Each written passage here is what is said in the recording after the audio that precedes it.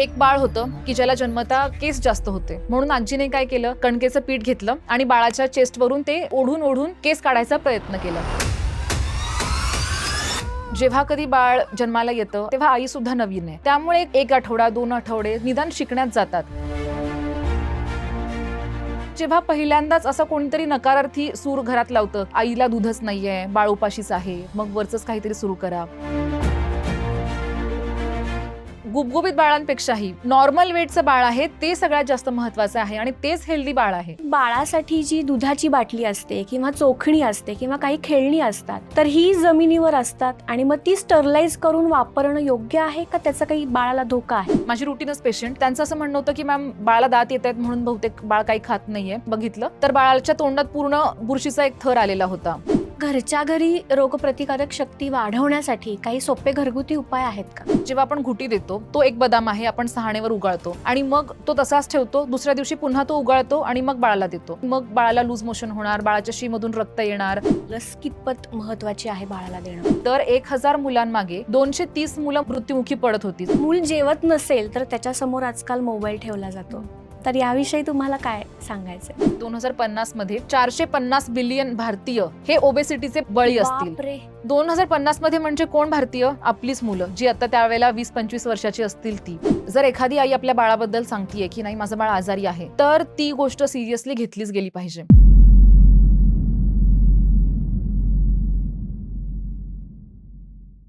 नमस्कार मंडळी, मी पूजा. वैचारिक किडाच्या आजच्या वैचारिक गप्पांमध्ये तुम्हा सगळ्यांचं खूप खूप स्वागत. घरात लहान बाळ आलं की एक आनंदाचं वातावरण तयार होतं, पण त्याचसोबत निर्माण होतात खूप सारे प्रश्न आणि चिंता. माझं बाळ नीट जेवत नाहीये, बाळ खूप रडतंय, बाळाला लस द्यायची की नाही द्यायची, तर कधी द्यायची, अशा अनेक प्रश्नांमुळे पालक खूप गोंधळलेले असतात. अशाच काही प्रश्नांची उत्तरं देण्यासाठी आज आपल्यासोबत आहेत डॉक्टर किरण फडतरे घारगे. त्या एक बालरोगतज्ञ आणि शिशुरोगतज्ञ आहेत. मुंबईच्या KEM हॉस्पिटलमधून त्यांनी आपलं पदव्युत्तर शिक्षण पूर्ण केलं आहे आणि सध्या साताऱ्याला त्यांचं क्लिनिक आहे. इतकंच नाही तर त्यांची सोशल मीडियावरही खूप मोठी ओळख आहे. सोशल मीडियामार्फत अनेक हजारो पालकांना त्या मार्गदर्शन करतात. पालकांचे प्रश्न समजून घेऊन अतिशय सोप्या शब्दात त्याची उत्तरं देणं ही त्यांची खासियत मानली जाते. चला तर मग जाणून घेऊया मुलांचं खरं आरोग्य कसं जपायचं. नमस्कार डॉक्टर, आजच्या वैचारिक गप्पांमध्ये तुमचं खूप खूप स्वागत. धन्यवाद. मला सांगा, पालक तुमच्याकडे सगळ्यात जास्त कोणते प्रश्न घेऊन येतात? जेव्हा कोणतंही एखादं बाळ घरामध्ये जन्माला येतं त्यावेळेला नवीन जन्म होतो आई वडिलांचा सुद्धा आणि आजी आजोबांचा सुद्धा. त्यामुळे हे पालक अगदी 20-22 वर्षांचे असतील किंवा 40-45 वयोगटातले असतील, पण बाळापोटी तीच काळजी, प्रेम, कुतूहल असतंय आणि सगळ्यात महत्वाची म्हणजे जबाबदारी असते. त्यामुळे जेव्हा ते डॉक्टरांकडे येतात त्यावेळेला त्यांच्याकडे प्रश्नांची यादी असते आणि मग एकामागोमाग एक प्रश्न ते विचारायला सुरुवात करतात. त्यात सगळ्यात महत्वाचा प्रश्न असतो तो म्हणजे की मॅडम नुकतीच डिलिव्हरी झाली आहे, तर मग बाळाला दूध पुरत नाहीये किंवा बाळ झोपत नाही, सारखं उठतं. तर याबद्दल उत्तर देताना मी नेहमी सांगते की जेव्हा कधी बाळ जन्माला येतं त्यावेळेला बाळाच्या पोटाची कपॅसिटी हे 5 ते 7 ml दुधाचीच असते. त्यामुळे निसर्गतः आईला जे दूध येतं ते सुद्धा तेवढंच बनतं. मग त्यामुळे पहिल्यांदा आईच्या शरीरावरून दूध गळलंच पाहिजे किंवा ब्रेस्ट टाईटनेस जाणवला पाहिजे किंवा बाळ 2-2 तास झोपलं पाहिजे, तरच बाळाला दूध पुरेसं आहे, असा जो समज आहे तो चुकीचा आहे. या कंडिशनमध्ये बाळाच्या पोटाची कपॅसिटी अगदी 5 ते 7 ml दूध पिण्याचीच असते. त्यामुळे मग ते डायजेस्ट झालं की बाळ पुन्हा जागं होतं, पुन्हा दूध मागतं आणि ज्यावेळेला हे आई सुद्धा सारखं दूध देते त्यावेळेला तिला पण निप्पल स्टिम्युलेशन होतं, छान हार्मोन्स सिक्रीट व्हायला लागतात, दूध अजून तयार व्हायला लागतं आणि मग पुढचं दूध देण्यासाठी आई सुद्धा रेडी असते. ज्यावेळेला हे बाळ हळूहळू मोठं व्हायला लागतं त्यावेळेला त्याची भूक वाढते आणि मग हे सारखं दूध प्यायल्यामुळे आईच्या शरीरावर सुद्धा जास्त दुधाची तयारी होते आणि मग त्यावेळेला ब्रेस्ट टाईटनेस किंवा दूध लीक होणं ह्या सगळ्या गोष्टी दिसायला लागतात. पण जेव्हा पहिल्यांदाच असं कोणीतरी नकारार्थी सूर घरात लावतं की आईला दूधच नाहीये, बाळ उपाशीच आहे, मग वरचंच काहीतरी सुरू करा, त्यावेळेला ती आई सुद्धा एका मानसिक तणावात येते. मग माझं दूधच पुरत नाहीये, डॉक्टर काहीतरी दुसरं ऑप्शन सांगा, काय करता येईल, बाळ झोपतच नाही. पण ते निसर्गतः अगदी नॉर्मल आहे. ज्या वेळेला बाळ दूध मागतंय त्या वेळेला फक्त डिमांड सप्लाय ही सायकल पूर्ण करा. मग बाळाची वाढ सुद्धा चांगली होते आणि आईचं दूधचा सप्लाय सुद्धा छान वाढतो. पण डॉक्टर, जर ब्रेस्ट फिडिंगला एक ऑप्शन सजेस्ट करायचा असेल तर तुम्ही काय सजेस्ट कराल? सी खूपच जर निसर्गाने आईला एखाद्या बाळाला जन्म द्यायची कपॅसिटी दिली आहे, तर दूध तयार व्हायची सुद्धा कपॅसिटी दिलेली आहे. त्यामुळे सगळ्यात जास्त जोर आपला ब्रेस्ट फीडिंगवरच हवा. जेवढं काही ब्रेस्ट फीडिंग आई देऊ शकते, तेवढं द्या, फ्रिक्वेंटली द्या. ब्रेस्ट फीडिंग कमी पडत नाही. जर आईची काही मेंटल इलनेस असेल किंवा आईला जर काही तक्रार असेल किंवा बाळाची ग्रोथ होत नसेल, असं तुमचे बालरोग तज्ञ किंवा जे तुमचे पिडियाट्रिशियन आहेत, ते तुम्हाला सांगत असतील, तर त्या केसमध्ये आपण फॉर्म्युला फीडिंग हे सेकंड बेस्ट ऑप्शन समजतो. पण जास्तीत जास्त मॉम्सने ब्रेस्ट फीडिंगवरच जोर देण्याचा प्रयत्न करावा. पण डॉक्टर मला सांगा, फॉर्म्युला मिल्कमध्ये कॉर्नस्टार्चचं आणि साखरेचं प्रमाण जास्त आहे म्हणतात. मग ह्याचा बाळावर काही परिणाम नाही होत? जे काही फॉर्म्युला मिल्क बनवलं जातं, ते ब्रेस्ट फीडिंगला मिमिक करणारं असतं. जरी अगदी 100% नसेल, तरीसुद्धा ते मिमिक करणारं असतं. म्हणजेच काय, की त्यामध्ये जे काही प्रोटीन्स वापरले जातात, जी काही शुगर वापरली जाते, ही ब्रेस्ट मिल्कला मिमिक करणारी किंवा बऱ्यापैकी समान असलेली वापरली जाते. शक्यतो सगळ्या फॉर्म्युला मिल्कमध्ये किंवा पावडरच्या दुधामध्ये काऊ मिल्क प्रोटीन यूज करतात. पण त्याचा जो व्हे केसिन रेशो आहे, तो ब्रेस्ट मिल्क सोबत मिमिक केलेला असतो. म्हणजे बाळाला पचण्यासाठी ते सोपं व्हावं आणि त्यातून त्याला प्रोटीनसुद्धा शोषून घेता यावेत आणि बाळाची वाढ चांगली व्हावी. काही वेळेला काही आजार असे आहेत, जसे की गॅलॅक्टोसेमिया असेल किंवा काऊ मिल्क प्रोटीन ॲलर्जी आहे, ज्यामध्ये बाळाला हे प्रोटीन्स देता येत नाहीत आणि त्यावेळेला लॅक्टोज जी शुगर आईच्या दुधात असते किंवा फॉर्म्युला मिल्कमध्ये असते, ती सुद्धा बाळाला डायजेस्ट करता येत नाही. अशा स्पेशल फॉर्म्युलामध्येच कॉर्नस्टार्च वापरलं जातं, माल्टोडेक्स्ट्रिन वापरलं जातं किंवा सुक्रोज वापरलं जातं. पण त्याची क्वांटिटी सुद्धा ही एनर्जी मिळण्यासाठी ॲडजस्ट केलेली असते. जी एक्सेसिव्ह शुगर किंवा एक्सेसिव्ह कॉर्न स्टार्च असं वापरलं जात नाही. त्यामुळे फक्त डायजेशन बाळाला चांगलं व्हावं, त्याला एनर्जी चांगली मिळावी, त्याची डेन्सिटी चांगली मेंटेन व्हावी, याच गोष्टींनी फक्त ती मेंटेन केलेली असते. त्यामुळे त्याचा बाळाला अपाय तितकासा होत नाही. आणि हे सुद्धा अगदी रेअरली काही आजारांमध्येच वापरतो आपण. जे काही एफ-एस-एस-आयने किंवा एफ-डी-आयने ऑथराइज केलेले जे काही फॉर्म्युला फीड आहेत, त्यामध्ये काऊ प्रोटीन वापरलं जातं आणि लॅक्टोज हीच शुगर वापरली जाते, जी नॅचरल ब्रेस्ट मिल्कमध्ये सुद्धा असते. त्यामुळे त्या केसमध्ये, ज्या आजारांमध्ये तेच मिल्क देणं गरजेचं आहे, त्या केसमध्ये आपण ब्रेस्ट मिल्क सुद्धा स्टॉप करायला सांगतो बाळाच्या वाढीसाठी आणि त्यावेळेला आपल्याला असे फॉर्म्युला फीड्स द्यावे लागतात. पण डॉक्टर, ओव्हरऑलच बाळ ब्रेस्ट फिडिंगचं दूध किंवा दूधच घेत नसेल, तर अशा वेळी पालकांनी काय करायचं? ब्रेस्ट मिल्क जेव्हा कधी बाळ जन्माला येतं, आई त्याचं ब्रेस्ट फीडिंग चालू करते, तेव्हा आई सुद्धा नवीन आहे. तिला पण आपण ब्रेस्ट फीडिंगचं काही आधी ट्रेनिंग दिलेलं नाहीये किंवा बाळाला सुद्धा दिलेलं नाहीये. त्यामुळे एक 1 आठवडा, 2 आठवडे निदान शिकण्यात जातात, की लॅच कसं करायला लावायचं, म्हणजे बाळाला दूध ओढण्यासाठी काय पोझिशन असली पाहिजे, आईने बाळाला कसं पकडलं पाहिजे, बाळाचं नाक दाबलं जाऊ नये, बाळाचे ओठ इव्हर्टेड असावेत आणि अशा बऱ्याच गोष्टी त्यामध्ये इन्क्लूड आहेत. तर या सगळ्या गोष्टींसाठी एकतर आईने डॉक्टरांचा सल्ला घ्यावा, गायनेकॉलॉजिस्ट किंवा पिडियाट्रिशियन तिथे मदतीसाठी आईच्या नेहमीच असतात किंवा घरातली मोठी माणसं सुद्धा बाळाला कसं पकडायचं, बाळाचं डोकं कसं पकडायचं, एकूण शरीराची पोझिशन कशी असावी, याबद्दल आईला गाईड करतात. तर आपण असं धरून चालूयात, पहिला 1 आठवडा, 2 आठवडे आईसुद्धा शिकते, बाळसुद्धा शिकतं. पण त्यानंतर जर बाळ दूध घेत नसेल, तर परत एकदा आपण लॅचिंग चेक करतो. त्यानंतर मग बाळाला जर काही थोडाफार सर्दी खोकला असेल किंवा नोज ब्लॉक असेल, त्यावेळेला सुद्धा बाळाला श्वास घेणं किंवा दूध ओढणं, ह्या दोन्ही गोष्टी एकत्र जमत नाहीत. मग त्यावेळेला बाळ हे फक्त ब्रेस्ट फीडिंग रिजेक्शन करतं, की म्हणजे त्याला दूध गिळता येत नाहीये, त्यामुळे ते घेतच नाही. त्यासोबत अजून इतर वेळेला ताप येत असेल किंवा काही व्हॅक्सिनेशन झालेलं आहे किंवा टीथिंग म्हणजे बाळाला दात येतायत, त्यावेळेला सुद्धा बाळाचा ब्रेस्ट मिल्क घेण्याचं प्रमाण कमी येतं आणि त्याला आपण हंगर स्ट्राईक म्हणतो. सिमिलरली जेव्हा बाळ एक 9 महिन्यांचं होतं, 10 महिन्यांचं होतं, त्यावेळेला सुद्धा नवीन चालायला लागतं, डेव्हलपमेंटल माइलस्टोन्स येतायत किंवा जर तुमचं एखाद्या ठिकाणी ट्रॅव्हलिंग झालंय, आजूबाजूचं वातावरण बदललंय किंवा आजी-आजोबांसोबत राहणारं बाळ आहे, ते दुसऱ्या आजी-आजोबांसोबत राहतंय. ह्या सगळ्या कंडिशनमध्ये म्हणजे बेसिकली बाळाचा कम्फर्ट झोन कमी झाला, की त्यावेळेला बाळ जेवू शकत नाही किंवा जेवण नाकारतं, ब्रेस्ट फीडिंग नाकारतं. पण ह्या सगळ्या गोष्टींसाठी एकदा पिडियाट्रिशियनचा सल्ला घेणं महत्त्वाचं आहे. म्हणजे माझ्याकडे कालच बाळ आलेलं होतं. माझी रुटीनच पेशंट. पण त्यांचं असं म्हणणं होतं, की "मॅम बाळाला दात येतायत म्हणून बहुतेक बाळ काही खात नाहीये." तर तेच कारण आहे ना. मग मी पण बाळाची ओरल कॅव्हिटी एक्झामिन करण्यास म्हणजे दात येतायत का हे बघण्यासाठी बघितलं. तर बाळाच्या तोंडात पूर्ण बुरशीचा एक पांढरा थर आलेला होता. आणि तो जर आपण असंच बोलून इग्नोर केला असता, की दात आहेत, दात येतायत म्हणून बाळ खात नाहीये, तर ते चुकीचं ठरलं असतं. यावेळेला आम्ही थोडेसे काही मेडिकेशन्स दिले, की ज्यामुळे तो बुरशीचा थर क्लिअर होईल. पुढच्या एक 3-4 दिवसांमध्ये बाळ पुन्हा खायला सुरुवात करेल. पण हे सगळं एक्झामिनेशन करणं सुद्धा खूप महत्वाचं असतं. डॉक्टर, तुम्ही आता एक इंटरेस्टिंग शब्द म्हणालात, हंगर स्ट्राईक. हे काय आहे? म्हणजे बाळांच्या बाबतीत काय आहे हंगर स्ट्राईक? हंगर स्ट्राईक म्हणजे उपोषण. म्हणजे बाळ पण उपोषण करतंय, की मला काहीतरी वेगळं चाललंय माझ्यासोबत. माझी खूप छान डेव्हलपमेंट होतीये. माझ्या ब्रेनमध्ये खूप छान महत्त्वाचे सिग्नल्स जातायत आणि मग मी ते प्रोसेस करू शकत नाहीये. मग माझं लक्ष खाण्यावर नाहीये. मी फक्त खेळण्यात इंटरेस्टेड आहे किंवा माझा दात येतोय, मग माझे जॉज किंवा माझ्या हिरड्या सेन्सिटिव्ह झाल्यात आणि मला खाता येत नाहीये, मग मी खाणार नाही. पण ही बाळं छान पाणी पित असतात किंवा ब्रेस्ट मिल्क सुद्धा स्वीकारतात. पण त्यांना खाऊ वाटत नाही. मग ते फक्त किरकिर करणार थोड्याफार. पण हा फेज असतो हंगर स्ट्राईकचा. तो एक 5 ते 7 दिवस राहतो मुलांमध्ये. त्यानंतर त्यामध्ये जे काही थोडंफार वेट लॉस झालेलं आहे 100-200 ग्रॅमचं, ते सुद्धा पुढच्या काही दिवसांमध्ये बाळ भरून काढतं. पण ह्या कालावधीमध्ये हायड्रेशन बाळाचं महत्त्वाचं आहे. म्हणजे बाळामध्ये पाणी भरपूर प्यायलं पाहिजे किंवा कोणताही लिक्विड डाएट तुम्ही मुलांना द्या आणि ज्यामुळे डिहायड्रेशन होणार नाही. त्यांची ॲक्टिव्हिटी चांगली राहिली पाहिजे. त्यांच्यामध्ये तापाचे काही लक्षण नको किंवा ॲक्टिव्ह इन्फेक्शनची काही लक्षणं नकोत. म्हणजे सर्दी खोकला आहे, उलटी होतीये, लूज मोशन्स होतायत. मग त्या केसमध्ये आपल्याला डॉक्टरांकडे जाणं गरजेचंच आहे. कारण हे ॲक्टिव्ह इन्फेक्शन बाळाच्या शरीरामध्ये आहे.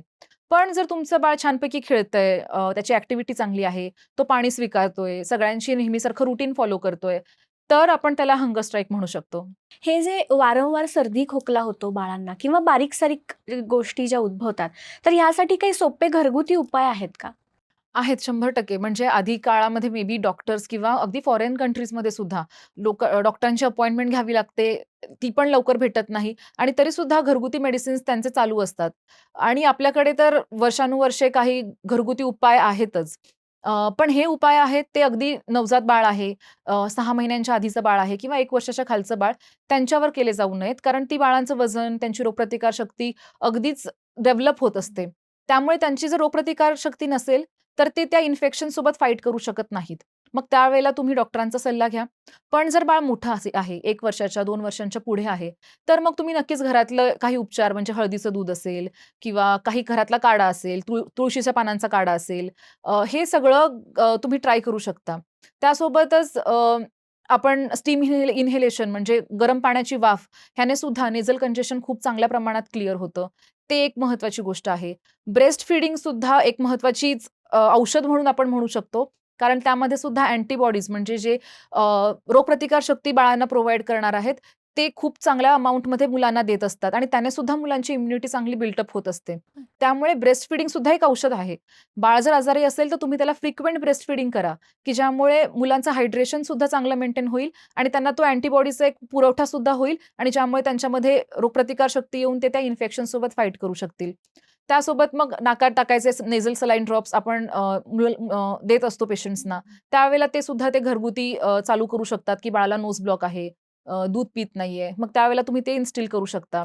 ते अगदी हार्मलेस असतात, त्याचा काही साइड इफेक्ट नसतो आणि तुम्ही ते विदाऊट प्रिस्क्रिप्शन सुद्धा चालू करू शकता. ह्याच्या रिस्क सायन्स कोणत्या आहेत? म्हणजे डॉक्टरांकडे किंवा हॉस्पिटलमध्ये कधी नेलं पाहिजे? रिस्क साइनमध्ये सगळ्यात महत्त्वाची गोष्ट म्हणजे जर एखादी आई आपल्या बाळाबद्दल सांगतीये, की नाही माझं बाळ आजारी आहे, तर ती गोष्ट सीरियसली घेतलीच गेली पाहिजे. जर एखादी आई आपल्या बाळाला रोज पाहत असते, बाळ किती वेळा दूध पितं, किती अमाउंटमध्ये पितं, त्याची ॲक्टिव्हिटी कशी आहे, बाळ किती वेळा हसतं, छान इंटरॅक्ट करतं. ह्या गोष्टीमध्ये कुठेही आईला जर डाऊट असेल ना, तर ती गोष्ट सिरियसली घेतलीच गेली पाहिजे. आणि रिस्क साईन जर पाहायच्या झाल्या, तर मग बाळाला हाय ग्रेड फीव्हर स्पाइक आहे, म्हणजे खूप ताप येतोय, सारखा-सारखा येतोय. बाळाची ॲक्टिव्हिटी कमी झालेली आहे किंवा बाळाला फिट येतीये किंवा बाळाच्या श्वासाची गती खूप जास्त आहे किंवा श्वास घेताना घुरघुर, घुरघुर असा आवाज येतोय किंवा त्याच्या छातीमध्ये खड्डा पडतोय श्वास घेताना. ह्या सगळ्या गोष्टी रिस्क साइनमध्ये येतात. त्यासोबत बाळाचे ओठ किंवा जीभ ही काळी पडतीये, हाताचे बोटं काळी पडतायत. ह्या सगळ्या गोष्टी रिस्क साइनमध्ये येतात आणि त्यावेळेला तुम्हाला बिलकुल घरगुती उपचार करायचे नाहीयेत. तुम्हाला तुमच्या डॉक्टरांचा सल्ला घेणं गरजेचं आहे. डॉक्टर, ह्यामध्ये लसीकरणाचा कितपत हात आहे? लस कितपत महत्वाची आहे बाळाला देणं? लसींचा अनन्यसाधारण महत्त्व आहे. जे काही आधीच्या काळामध्ये पोलिओ आणि देवी इतक्या मोठे आजार इतक्या मोठ्या प्रमाणात पसरलेले होते. किती लोकं यामध्ये मृत्युमुखी पडलेली होती लहान बाळं, किती लोकांना अपंगत्व आलेलं होतं. आजकाल आपल्याला पोलिओचा एकही रुग्ण भारतात मिळत नाही. का? कारण भारतीय सरकारने OPV कॅम्पेन, ओरल पोलिओ व्हॅक्सिनचं कॅम्पेन भरपूर प्रमाणात समाजामध्ये राबवलं गेलं. सगळ्यांनी ती लस घेतली सुद्धा आणि त्यामुळे पोलिओचे रुग्ण भारतामध्ये मिळत नाहीत आणि त्यामुळे पोलिओ भारतातून इरॅडिकेट झालेला आहे असं आपण म्हणतो. पण जर बाकीचे देश पाहिले म्हणजे पाकिस्तान असेल, बांगलादेश असेल, त्यांच्यामध्ये अजूनही पोलिओचे रुग्ण मिळतात आणि त्यांच्यामध्ये अजूनही अपंगत्व आहे. हे सगळं जे यश मिळवलेलं आहे आपण ते लसींमुळेच मिळवलेलं आहे. त्यामुळे व्हॅक्सिन्सचं लहान मुलांना तर अनन्यसाधारण महत्त्व आहे. लसीकरणाचा मुलांच्या इम्युनिटीवर कसा परिणाम पडतो? ओके. मी तुम्हाला ह्यामध्ये सांगते, की नक्की लस काय काम करते. लस म्हणजे काय असतं, एक छोटं केमिकल असतं जे इंजेक्शनच्या मार्फत मुलांना दिलं जातं. त्या लसीमध्ये एखाद्या आजाराबद्दलचे जे काही जीवाणू आहेत किंवा बॅक्टेरिया आहेत, तर ते वीक फॉर्ममध्ये करून शरीरात सोडले जातात किंवा डेड करून शरीरात सोडले जातात. ज्यामुळे आपल्या शरीराची जी रोगप्रतिकार शक्ती आहे, ती त्या सेल्सना मारण्यासाठी अँटीबॉडीज तयार करते. त्यामुळे जेव्हा कधी परत ॲक्चुअली पूर्ण ताकदवाला जो काही जीवाणू किंवा बॅक्टेरिया आहे आपल्या शरीरात येतो, त्यावेळेला आपल्याकडे ऑलरेडी रोगप्रतिकार शक्ती असते आणि त्यामुळे तो आपल्याला रोग होत नाही. आपली रोगप्रतिकार शक्ती त्या जीवाणूबद्दल फाईट करते आणि आपल्याला तो रोग होऊ देत नाही. सिमिलरली जर डांग्या खोकला आहे, BCGची लस आहे, कावीळची लस आहे, ह्या सगळ्या लसी सेम धर्तीवर काम करतात, की एखादा बॅक्टेरिया किंवा एखादा व्हायरस हा वीक करून आपल्या शरीरात सोडला जातो आणि मग आपल्याला रोगप्रतिकार शक्ती मिळते. सरकारी दवाखान्यांमध्ये ज्या लसी मोफत मिळतात, त्या खाजगी हॉस्पिटल्समध्ये लाखोंच्या पॅकेजेसमध्ये विकल्या जातात. असं का? तर सरकारी ज्या लसी मिळतात आपल्याला, तर त्याही फ्री अशा आपण म्हणू शकत नाही, कारण त्यासुद्धा टॅक्सच्याच अमाउंटमधून सरकारने सबसिडाइज्ड अमाउंटमध्ये लसी खरेदी केलेल्या असतात. जेव्हा तुम्ही मोठ्या प्रमाणात लसीकरण करता, लाखोंच्या लसी एकत्र विकत घेता, त्यावेळेला तुम्हाला त्या कमी किमतीमध्ये मिळतात आणि ह्यासुद्धा टॅक्सच्याच मनीमधून विकत घेतल्या जातात. जेव्हा तुम्ही प्रायव्हेट डॉक्टरांकडून ह्या लसी घेता, त्यावेळेला त्यामध्ये बऱ्याच वेळेला काही एसेल्युलर व्हॅक्सिन्स असतात, की ज्यामध्ये ॲडव्हान्स टेक्नॉलॉजी वापरली जाते त्या लसी तयार करण्यासाठी. बऱ्याच व्हॅक्सिन्स भारतात तयार होत नाहीत, परदेशात तयार होतात. मग ते इम्पोर्ट करण्यासाठी आलेला खर्च, इम्पोर्ट ड्युटी ज्याला म्हणतो आपण किंवा ते कोल्ड चेन मेंटेन करण्यासाठी आलेला खर्च आणि या सगळ्या खर्च मिळून त्या लसींची किंमत डेफिनेटली जास्त आहे. बऱ्याच वेळेला ज्या सरकारीमध्ये लसी दिल्या जातात आणि प्रायव्हेटमध्ये दिल्या जातात, त्यामध्ये अगदी 2 ते 3 लसींमध्ये फरक आहे. मग त्यामधली सगळ्यात पहिली लस आहे ती म्हणजे जी 1.5 महिन्याला, 2.5 महिन्याला आणि 3.5 महिन्यांना आपण लसी देतो त्या. तर बऱ्याच वेळेला या लसींमध्ये पेनलेस लसी आणि पेनफुल लसी असं आपण डिव्हाईड करतो, की ज्यामध्ये पेनलेस ज्या लसी आहेत, त्याच्यामध्ये जो एकच कंपोनंट आहे पर्टुसिस म्हणजेच डांग्या खोकला. त्याचं जे काही कंपोझिशन आहे ते एसेल्युलर आहे आणि ज्यामुळे मुलांना मांडी सुजणं, ताप येणं किंवा ती लस दुखणं अशा गोष्टी होत नाहीत. ज्या नॉर्मली सरकारी लसी मिळतात, त्यामध्ये मात्र होलसेल पर्टुसिस हा कंपोनंट वापरला जातो. त्यामुळे रोगप्रतिकार शक्ती अजून जास्त चांगली येते आणि त्यामुळे मुलांना ताप येणं, सूज पायावर येणं अशा गोष्टी दिसतात. पण त्या हार्डली एक 2 ते 3 दिवसांसाठी असतात आणि त्यानंतर त्या निघून जातात. सिमिलरली एक 9 महिन्याचं पण लस आहे, जी MR लस म्हणून दिली जाते. ती सुद्धा जर प्रायव्हेटमध्ये घ्यायची झाली, तर ती MMR म्हणून दिली जाते. म्हणजेच M म्हणजे मम्प्ससाठी, गालगुंड ज्याने होतो. तर त्याच्या अगेन्स्ट सुद्धा हे प्रोटेक्शन मिळतं. ती एक लस आहे.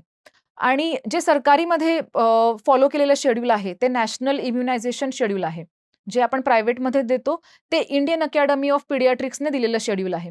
त्यामुळे त्यामध्ये एक 5 ते 6 लसी ॲडिशनल आहेत आणि त्या लसी म्हणजे एक फ्लूची लस आहे, ज्याला इन्फ्लुएन्झा लस असं म्हटलं जातं. कावीळची लस असते त्यामध्ये. तिसरी महत्त्वाची लस आहे ती म्हणजे टायफॉइड कॉन्जुगेट व्हॅक्सिन. चौथी महत्त्वाची लस आहे ती म्हणजे मेनिंगोकोकल म्हणजे मेंदूज्वर मुलांना होऊ नये म्हणून. एक HPV व्हॅक्सिन म्हणून पण आहे म्हणजे ह्युमन पॅपिलोमा व्हायरस व्हॅक्सिन, जी की स्त्रियांना सर्व्हायकल कॅन्सर होऊ नये यासाठी मदत करते आणि पुरुषांमध्ये सुद्धा एनल कॅन्सर किंवा रेक्टल कॅन्सर होऊ नये यासाठी ही लस दिली जाते. तर ज्या लसी आपल्याला सरकारी शेड्यूलमध्ये मिळतायत, त्या लसी सरकारीमधूनच द्या. त्या लसींसाठी परत पैसे वेस्ट करण्याची गरज नाहीये. पण ज्या ॲडिशनल लसी आहेत, जसं मी तुम्हाला आता सांगितलं, त्या लसी मात्र प्रायव्हेटमधून देऊन पूर्ण करा. जसं बाकीच्या गव्हर्नमेंट लसींमुळे मुलांना प्रोटेक्शन मिळतं त्या आजारांविरुद्ध, तसंच बाकीच्या लसींमुळे पण मिळतं. फक्त एक कन्सर्न असतो अफोर्डेबिलिटी. जर तो कन्सर्न नसेल, तर मनात बाकीचं कोणताही मिसकन्सेप्शन न ठेवता ह्या लसीसुद्धा तुमच्या डॉक्टरांकडून दिल्या गेल्या पाहिजेत. पेनफुल लसी दिल्यानेच रोगप्रतिकारक शक्ती जास्त वाढते असा एक समज आहे. हे खरं आहे का? मला पहिल्यांदा तर हे सांगायचंय, पेनलेस लसी आणि पेनफुल लसी हा कॉन्सेप्ट फक्त 1.5 महिन्याची जी लस आहे आणि त्यामध्ये पण डी-पी-टी डिप्थेरिया पर्टुसिस टिटॅनस ही एकच लस आहे त्यालाच लागू होतो. बाकी सगळ्या लसी ह्यामध्ये सेम असतात. पर्टुसिस कंपोनंट हा पेनलेस लसींमध्ये एसेल्युलर असतो आणि पेनफुल लसींमध्ये होल सेल पर्टुसिस असतो.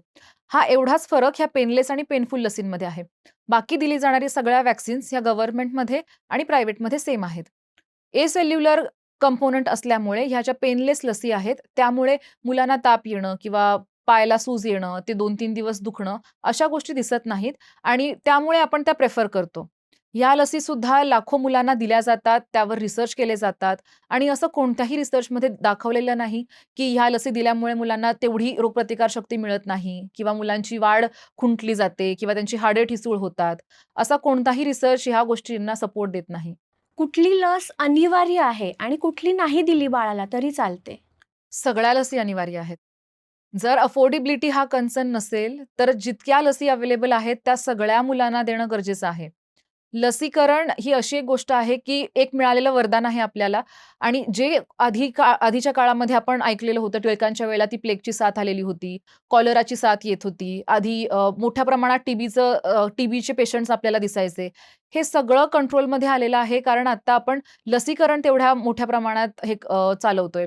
डांग्या खोकल्याची मध्ये-मध्ये साथ असायची, की ज्यामुळे अनेक मुलं हॉस्पिटलाइज्ड व्हायची. निमोनिया, जी आता निमोकोकल व्हॅक्सिन आपण इन्क्लूड केलेलं आहे किंवा रोटाव्हायरस व्हॅक्सिन.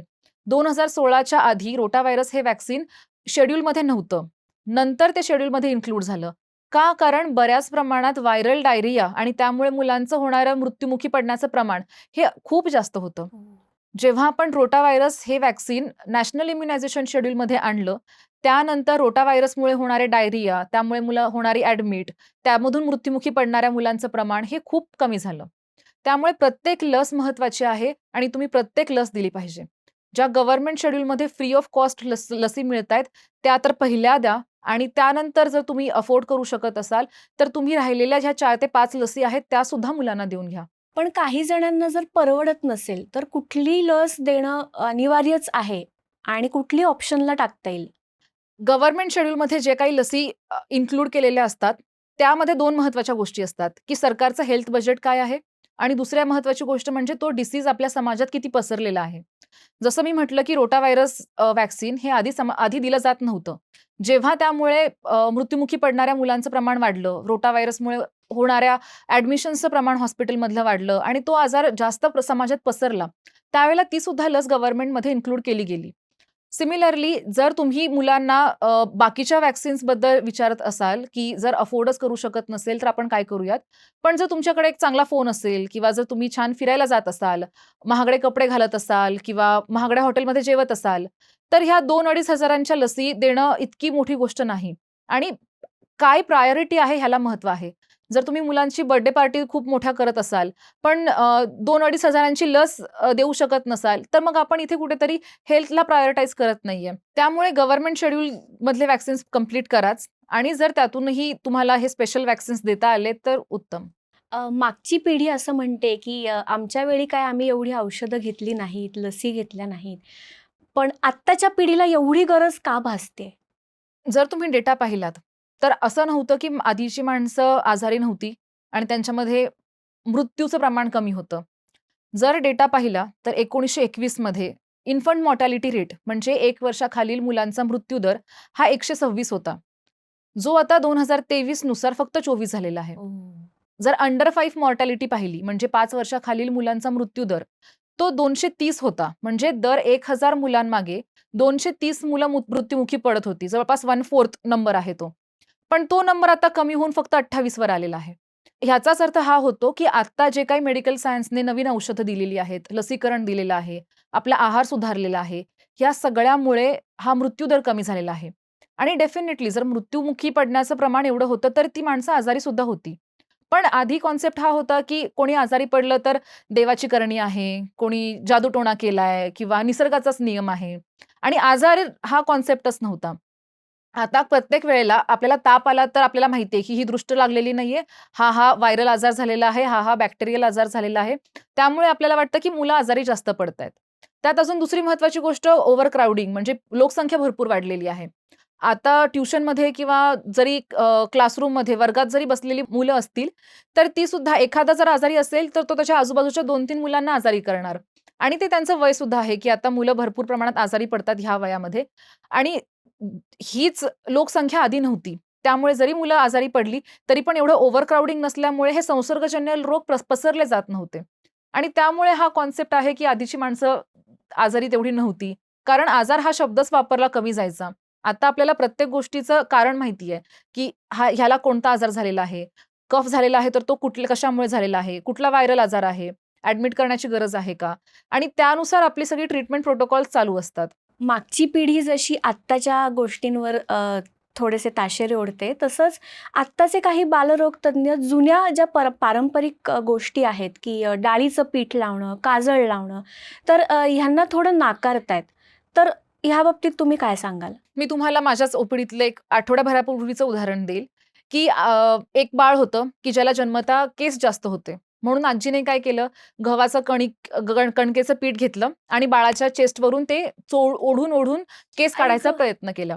बाळ माझ्याकडे आलेलं होतं का? कारण अंगावर सगळीकडे पुरळ आहे आणि त्यामध्ये पस तयार झालेला आहे म्हणून. मग मी त्यांना विचारलं, की "तुम्ही काही घरी उटणं लावलेलं होतं, डाळीचं पीठ लावलेलं होतं, असं काही केलंय का बाळाला?" तर त्यावर ह्यांचं म्हणणं होतं, की "नाही, बाळाच्या शरीरावर ते केस होते, मग ते तसेच राहतील ना. काढले नाहीत तर मग कसं दिसेल बाळ?"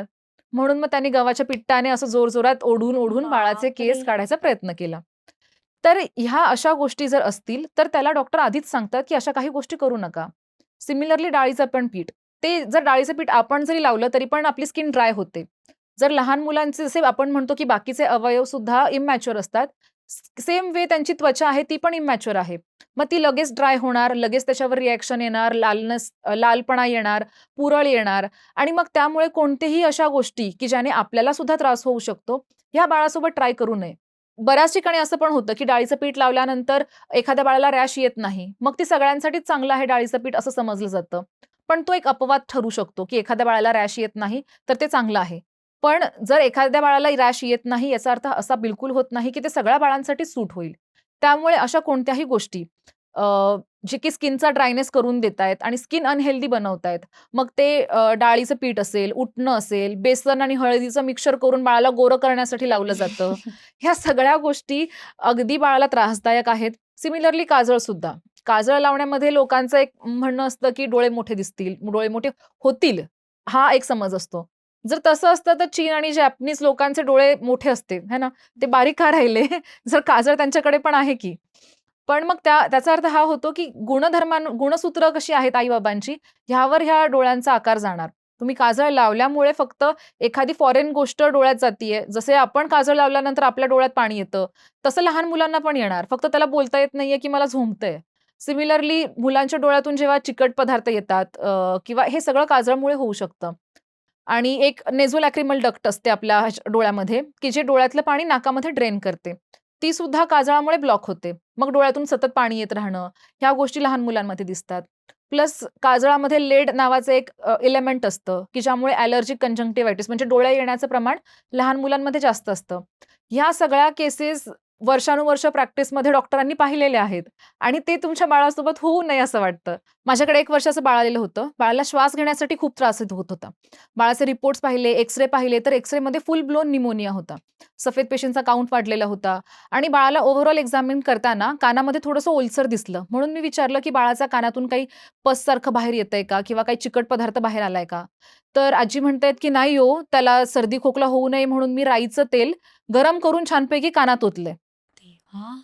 तर आपला कान, नाक, घसा आहे, तो आतमधून कनेक्टेड आहे.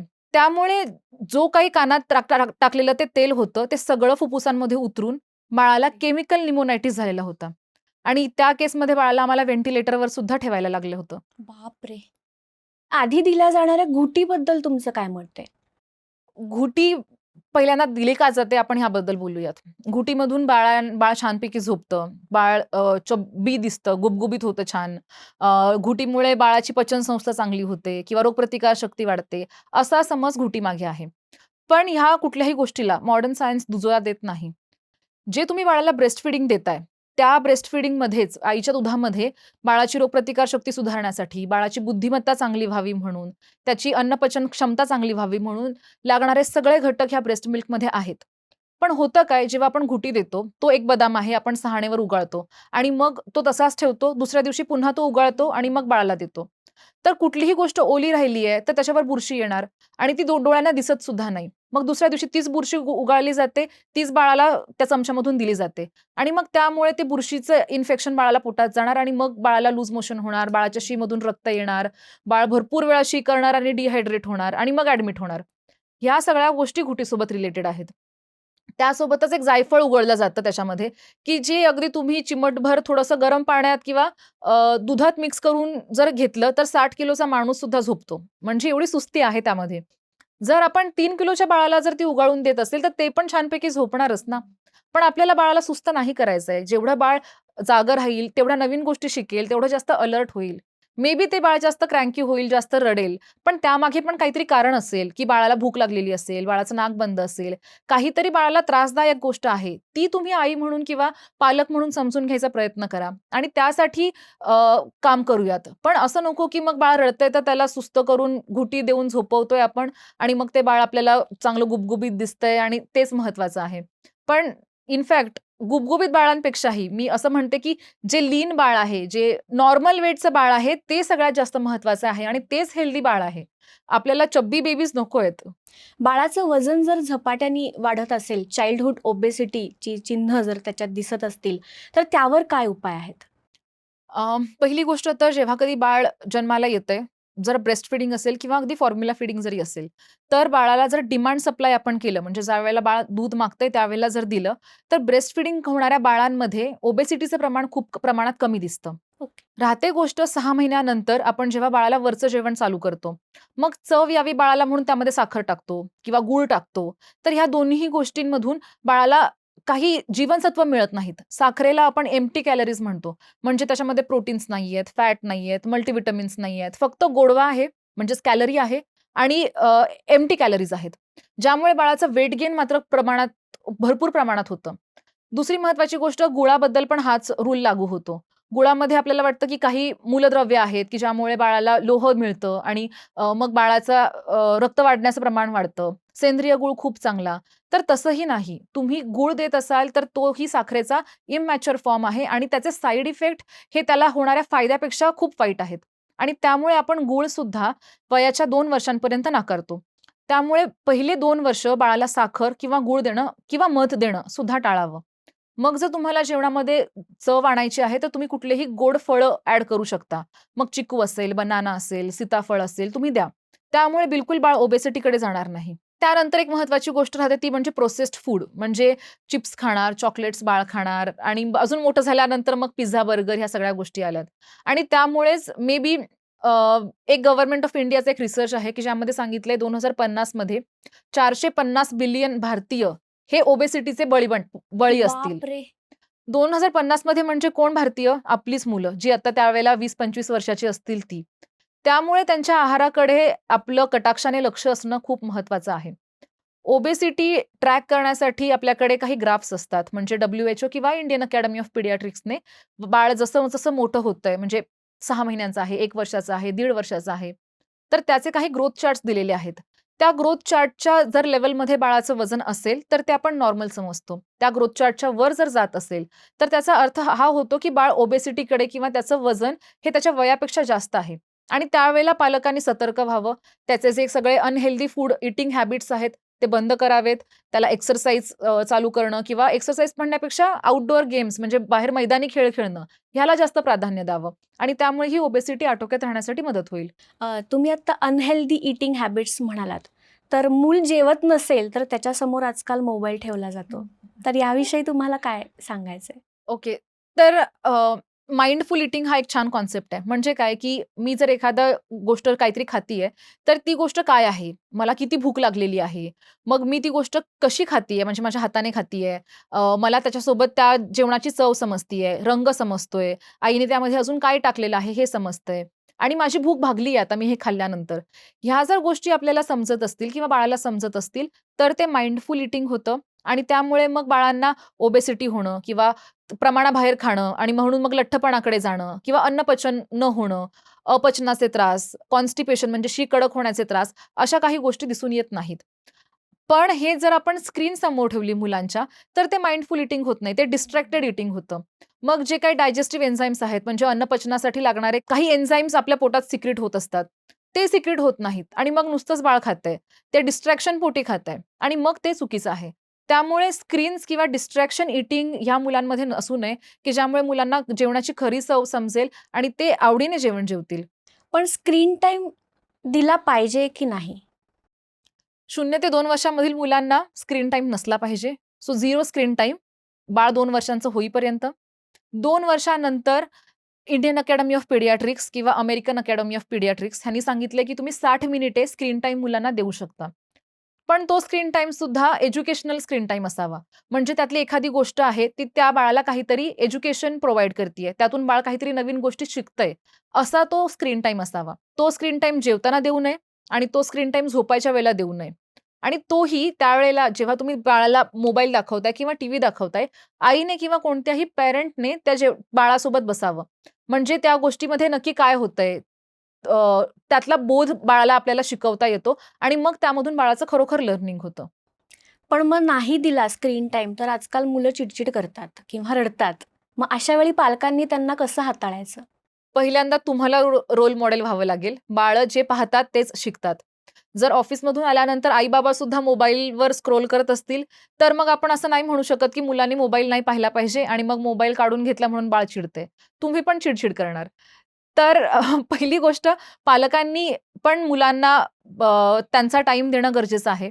जर तुम्ही सुद्धा घरी आल्यानंतर मोबाईल न घेता मुलांसोबत खेळत असाल किंवा त्यांच्या दिनचर्येत रोज काय-काय झालंय, ते जर ऐकून घेण्यासाठी वेळ देत असाल, तर मुलं सुद्धा मोबाईलकडे जाणार नाहीत.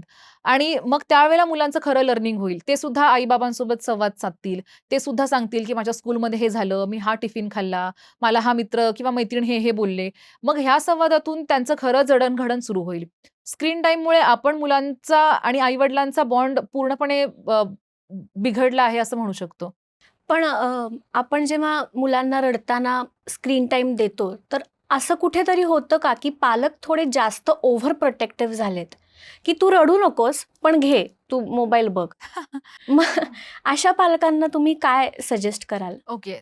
मला सुरुवातीला तर हे सांगायचंय, की बाळाने टँट्रम्स थ्रो करणं किंवा चिडचिडपणा करणं, रडणं हे त्यांच्या डेव्हलपमेंटचाच एक पार्ट आहे.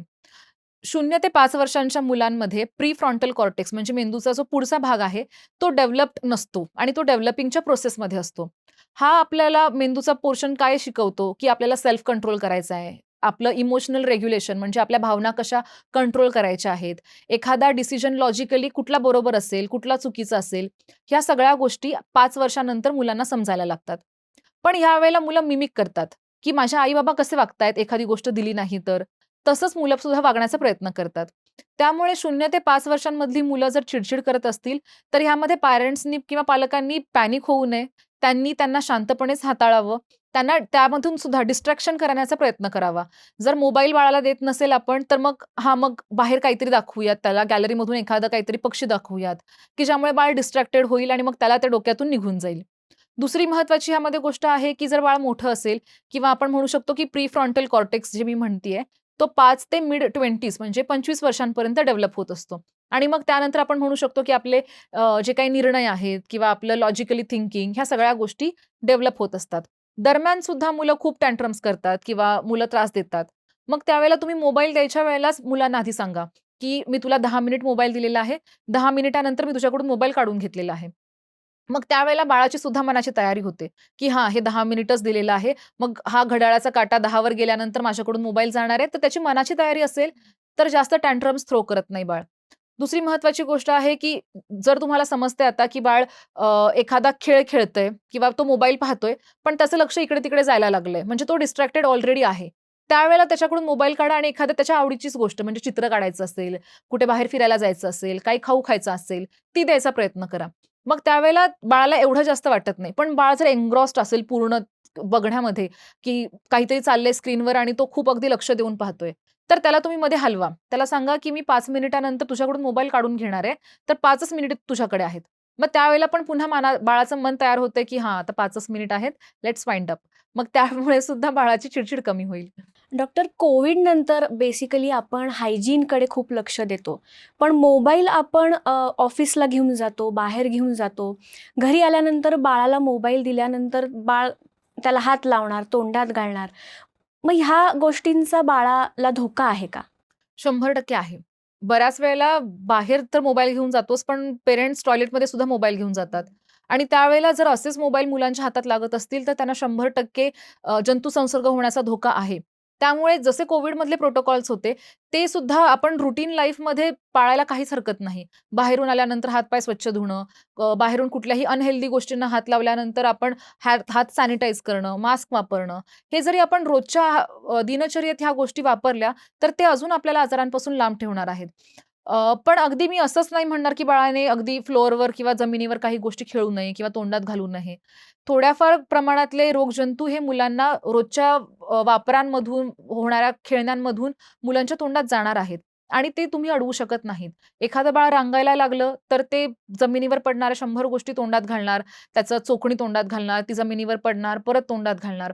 तर यामधून मुलांना जंतुसंसर्ग पण होऊ शकतो. पण काही जीवाणू पोटात गेल्यामुळे त्यांची रोगप्रतिकार शक्ती सुद्धा वाढणार आहे. त्यामुळे अगदीच सॅनिटेशन मी म्हणत नाही. पण जर तुम्हाला दिसतंय, की तुम्ही वॉशरूमवरून आलेला आहात किंवा वॉशरूममध्ये वापरलेला एखादा फोन आहे, एखादी वस्तू आहे, बाहेरून एखादी गोष्ट तुम्ही आणलेली आहेत, तर ती डेफिनेटली सॅनिटाईज करून किंवा निदान स्वच्छ धुवून तरी बाळाला द्यावी. पण मग बाळासाठी जी दुधाची बाटली असते किंवा चोखणी असते किंवा काही खेळणी असतात, तर ही जमिनीवर असतात आणि मग ती स्टरलाइज करून वापरणं योग्य आहे का? त्याचा काही बाळाला धोका आहे? पहिली गोष्ट तर आम्ही पिडियाट्रिशियन म्हणून दुधाची बाटली वापरायलाच नाही सांगत. हो. बऱ्याचशा प्लास्टिकच्या गोष्टी सुद्धा स्टरलाइज्ड करताना त्यामध्ये BPA म्हणजे बिस्फेनॉल ए रिलीज होतात किंवा थॅलेट्स आहेत. अशा गोष्टी रिलीज होतात. त्यामुळे खेळणी असतील, चोखणी असेल, बॉटल असेल, ह्या BPA फ्री मटेरियल किंवा प्लास्टिकपासून बनलेल्या असाव्यात. म्हणजे जरी त्या स्टरलाइज्ड करताना गरम पाणी ओतलं गेलं, तरी सुद्धा त्यामुळे BPA रिलीज होत नाही आणि जे मुलांना हार्म करत नाही. तर BPA म्हणजे काय आहे? तर असे काही हे केमिकल्स आहेत, जे प्लास्टिकमधून रिलीज होतात. पण ते हार्मोन डिसरप्टर्स म्हणून काम करतात. म्हणजे इस्ट्रोजन या हार्मोनसारखे ते मिमिक करतात आणि ज्यामुळे मुलांना पुढे जाऊन त्यांच्या वाढीमध्ये काही अपाय होऊ शकतो. ज्याच्यामुळे मुलांमध्ये हार्मोन्स डिसरप्ट होऊ शकतात. त्यामुळे ह्या गोष्टी वापरताना BPA फ्री मटेरियलपासून बनलेल्या असाव्यात. बऱ्याच वेळेला त्या दुधाच्या बॉटलचं निप्पल सुद्धा बाळाच्या तोंडात असतं. पुन्हा ते तसंच ठेवलं जातं, पुन्हा बाळाच्या तोंडात जातं. सो जे नॉर्मल जीवाणू रोगजंतू त्या निप्पलवर असतात, ते सुद्धा बाळाच्या पोटात गेल्यामुळे त्याला पोटाचे आजार होऊ शकतात. त्यामुळे दरवेळेला बॉटल जर तुम्ही वापरत असाल, तर ती स्टरलाइज्ड प्रॉपरली झालीच पाहिजे.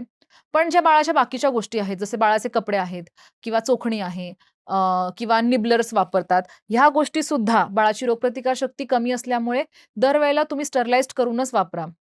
जर बाळ खाली खेळताना काही जमिनीवरचे हात टेकतंय आणि मग तोंडात घालतंय, तर ते तुम्हाला स्टरलाइज्ड करायची गरज नाही. जर हाताला दिसतंय तुम्हाला की घाण आहे, धूळ आहे, तर ती स्वच्छ करा. पण बाळाचे हात सारखेच स्वच्छ करायचे वाइप्सने आणि मगच बाळाने तोंडात घालायचे, एवढं ओव्हर सॅनिटायझेशन करायची सुद्धा गरज नाही. मग घरच्या घरी रोगप्रतिकारक शक्ती वाढवण्यासाठी काही सोपे घरगुती उपाय आहेत का? आहेत. एक महत्त्वाची सगळ्यात गोष्ट म्हणजे मुलांचा आहार. मुलांच्या आहारामध्ये हिरव्या पालेभाज्या, मोड आलेले कडधान्य, प्रोटीन्सचा सोर्स चांगला असला पाहिजे. त्यांच्या आहारामध्ये फ्रुट्सचा समावेश असला पाहिजे. आपल्याकडे समजलं जातं, की आवळा खाल्ला तर घसा बसेल. पण आवळा अशा सीझनमध्ये येतो, अशा निसर्गाने तो देतानाच हिवाळ्यामध्ये दिलेला आहे. का? कारण त्याच्यामधून छान व्हिटॅमिन सीचा स्रोत आपल्या मुलांना मिळतो. पण आपण म्हणतो काय, की आवळा खाल्ला की घसा बसेल, सर्दी होईल, खोकला होईल, तर आवळाच द्यायचा नाही. तसंच आपण आंब्याबद्दल पण म्हणतो, की उष्णता आहे, उन्हाळ्यामध्ये आंबे जास्त खाल्ले तर उष्णता होईल. पण निसर्गाने देतानाच तो उन्हाळ्यात दिलेला आहे. का? कारण त्याच्यामध्ये पाण्याचा चांगला स्रोत आहे. अँटीऑक्सिडंट्स आहेत, फायबर्स आहेत, त्याच्यामधून चांगली कॅलरीज मुलांना मिळणार आहे. म्हणजे जे उन्हाळ्यामधलं डिहायड्रेशन आहे, त्यामध्ये हा एक आंबा खाल्ला तरी ह्या सगळ्या गोष्टी मुलांना मिळणार आहेत. त्यामुळे जे सीझनल फ्रुट्स आहेत, ती कोणतीही शंका मनात न बाळगता पालकांनी मुलांना दिले पाहिजेत आणि त्यातूनच त्यांची रोगप्रतिकारशक्ती सुधारणार आहे. दुसरी महत्त्वाची गोष्ट आहे ती म्हणजे मुलांची झोप. या वाढीच्या वयामध्ये सुद्धा मुलांना 9 ते 12 तास झोप मिळणं सगळ्यात महत्त्वाची गोष्ट आहे. ज्या मुलांची झोप चांगली असते, त्या मुलांमध्ये रोगप्रतिकारशक्ती सुद्धा चांगली असते. आपण पण पाहतो ना, की 2-3 दिवस झालं जागरण झालंय, की मला अंगदुखी होते किंवा बरं वाटत नाहीये. तर हे झोपेचंच कारण आहे. त्यामुळे ह्या मुलांची झोप पूर्ण झाली पाहिजे. मग बऱ्याच वेळेला मुलं रात्री 2 वाजता, 12 वाजता झोपतात. सकाळी तर शाळा असते, लवकर उठायचं असतं. मग त्यावेळी पालकांनी सुद्धा त्यांच्या झोपेची वेळ झाली आहे, 9-10 वाजलेले आहेत. तर त्यावेळेला त्यांची सगळी खेळणी बंद करून, घरातले आवाज, टीव्ही हे सगळं बंद करून त्यांना झोपेसाठी पूरक असं वातावरण निर्माण करणं महत्त्वाचं आहे. तिसरी महत्त्वाची गोष्ट आहे ती म्हणजे व्हिटॅमिन डी. ती सुद्धा मुलांना सूर्यप्रकाशातून मिळते आणि त्याने सुद्धा मुलांची रोगप्रतिकार शक्ती वाढते असे बरेच रिसर्च सांगतात. चौथी महत्त्वाची गोष्ट आहे मुलांची एक्सरसाइज म्हणजे मुलांना मैदानी खेळ हवेत. मुलांनी भरपूर बाहेर खेळलं पाहिजे. त्यामुळे सुद्धा मुलं भरपूर जीवाणूंना सामोरे जातात आणि त्यांची रोगप्रतिकार शक्ती नकळतच वाढत असते. या सगळ्या गोष्टी जेव्हा आपण म्हणतो त्यावेळेला ती रोगप्रतिकार शक्ती मुलांमध्ये येत असते. असं एखादं टॉनिक द्या, मग मुलांची रोगप्रतिकार शक्ती वाढेल, असा जो समज आहे तो पूर्णपणे चुकीचा आहे. टॉनिकमधून तुम्हाला जास्तीत जास्त जीवनसत्व मिळू शकतात.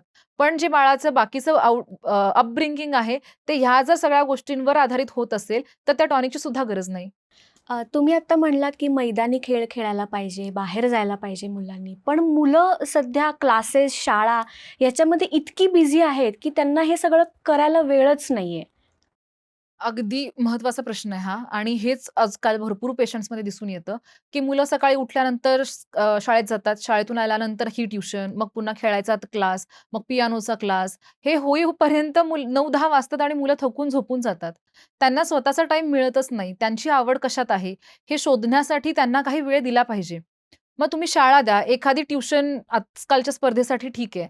पण जर त्यांना त्यांचा टाईम दिला नाही, त्यांना फ्री प्ले आपण जर दिला नाही, तर मुलांची क्रिएटिव्हिटीच डेव्हलप होणार नाही. मुलांना नक्की काय हवंय, त्यांचं क्रिएशन कशामध्ये आहे, हे मुलांना समजणारच नाही.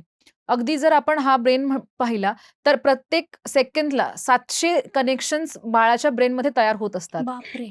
पण जर आपण बाळांना हा क्रिएटिव्हिटी करण्यासाठी जर वेळ दिला, तर हे पॉसिबल आहे.